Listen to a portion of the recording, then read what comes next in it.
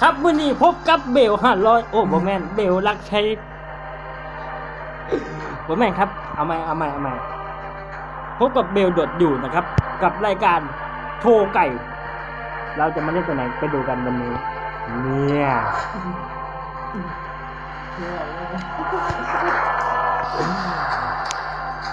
เอาละครับ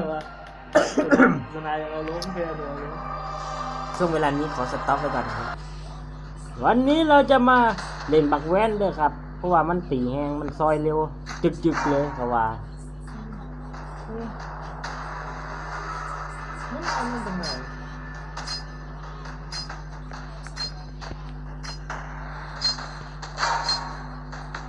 มองตายแล้วแต่ร่างกายยังใส่ตาอะไร มาแล้วสูมาแล้วเนี่ย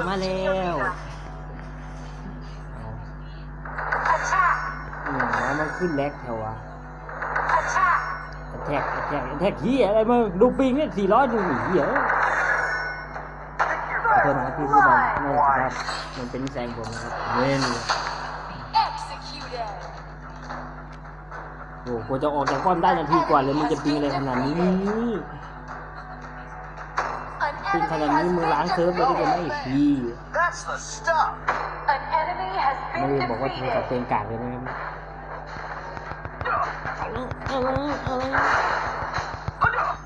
เก่งสำหรับคลิปครับเอาทีนี้เอามึงสีดำไปยังบักห้ามึงลบออกไอ้สิโอ้นี่ได้เอาสิเฮียบักห้ามึงเก่งตรงไหนมึงเก่งตรงไหนเอาสิมึงเก่งก็คือเป็นเลยครับไม่มีทางนะเราบุกตลอดบายจะมาลาดกูบักห้ามึง Don't worry, I've got my way. Behind me. เอาป้อมตีได้สมหน้ามึงกูจะตีได้ด้วยเนี่ย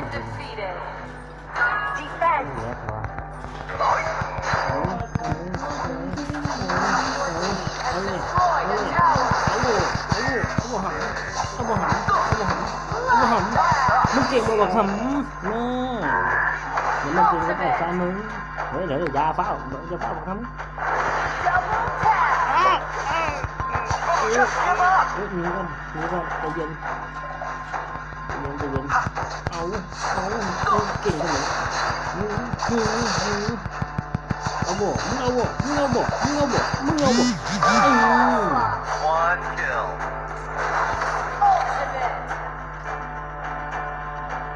ยามาเก่งกับฝ่ายมึง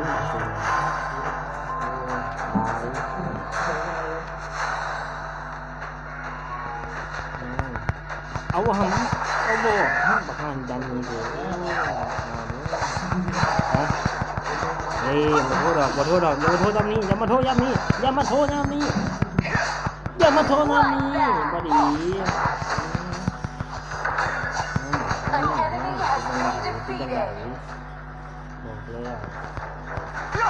กแล้วมันตู่ซอยยิกเก่งบ่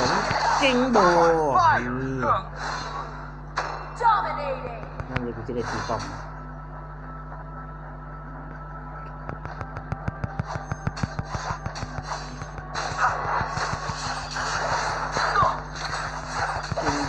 เก่งบ่หOh, หลีหรือเปล่าเขาหลีหรือเปล่าเขาหลีนะgot my way.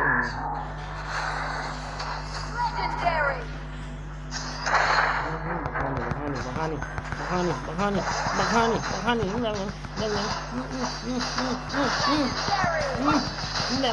ยังมึงเล่นไม่ยัง I'm on it.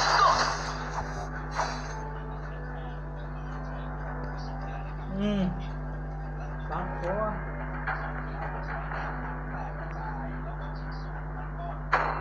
it.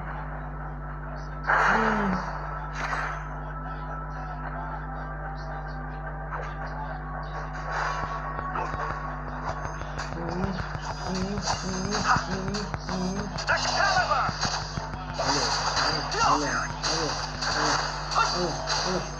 All is one step ahead.